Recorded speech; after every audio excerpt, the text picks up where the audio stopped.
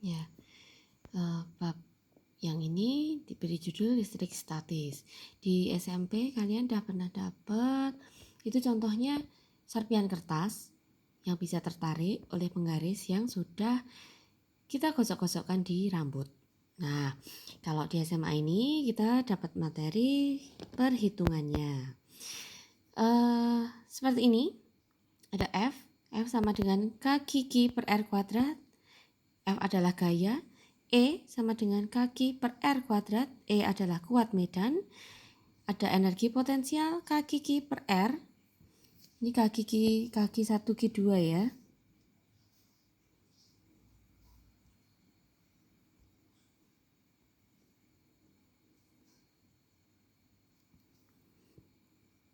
Kemudian ada V sama dengan kaki per R, yaitu beda potensial.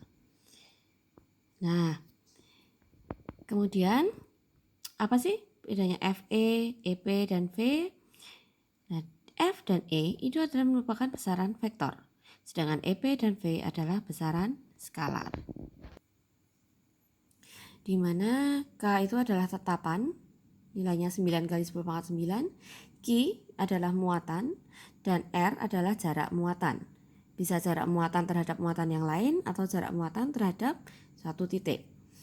Sifatnya, muatan listrik sejenis akan tolak-menolak dan muatan listrik yang berlainan jenis akan tarik-menarik.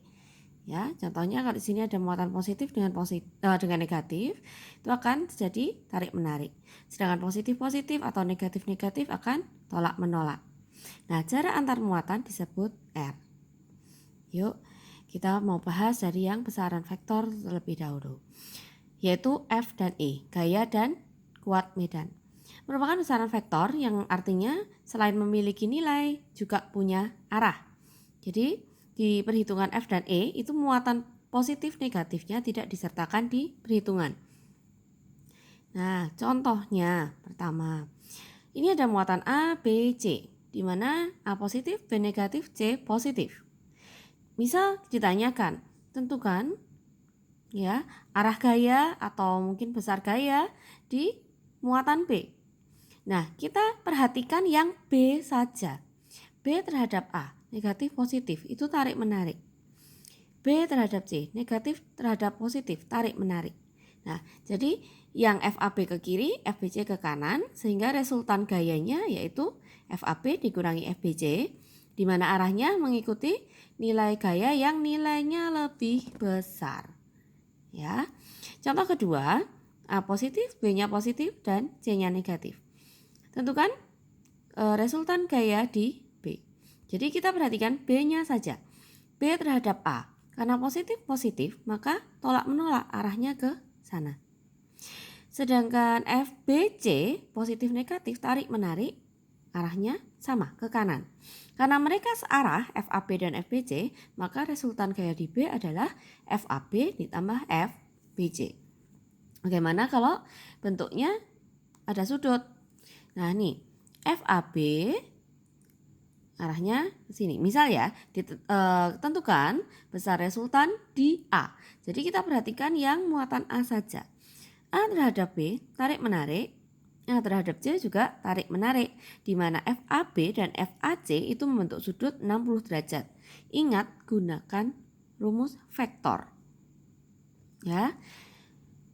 Lalu ke besaran skalar.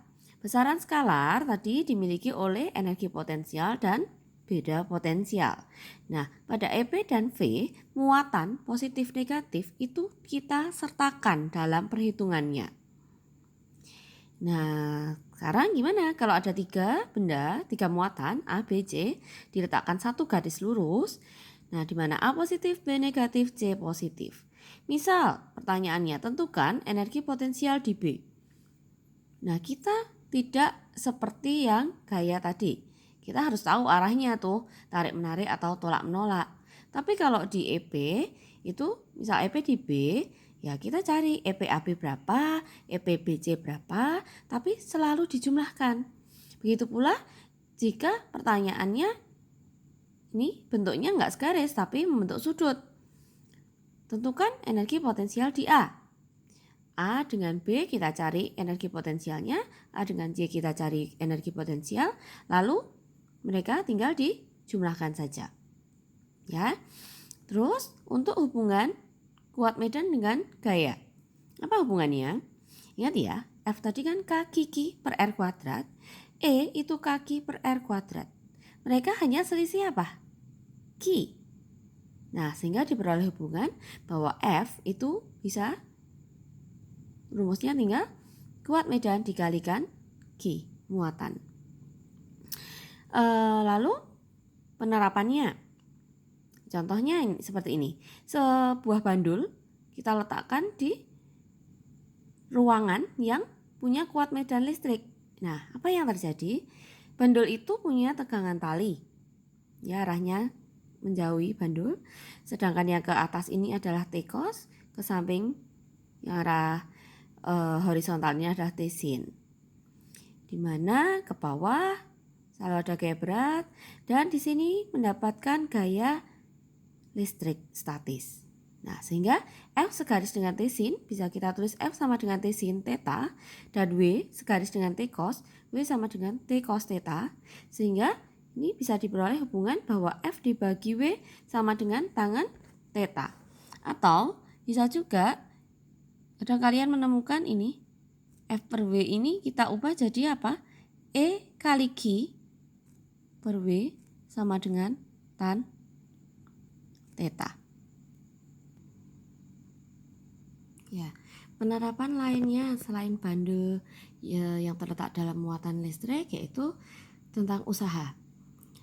Usaha di sini kaitannya dengan selisih energi potensial. Kita tadi punya rumus bahwa energi potensial itu adalah K per R. Nah, di sini ada dua versi ya, bisa ditanyakan dua versi. Versi pertama itu jika yang dibedakan adalah jarak antar muatan. Bisa kita sederhanakan jadi seperti ini.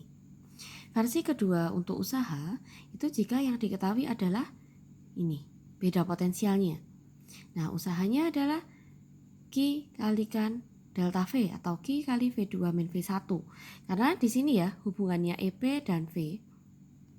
Ya, di mana EP itu adalah Q kalikan V. Ya, sekian untuk listrik statis. Materi selanjutnya masih ada hubungannya dengan listrik statis yaitu tentang kapasitor.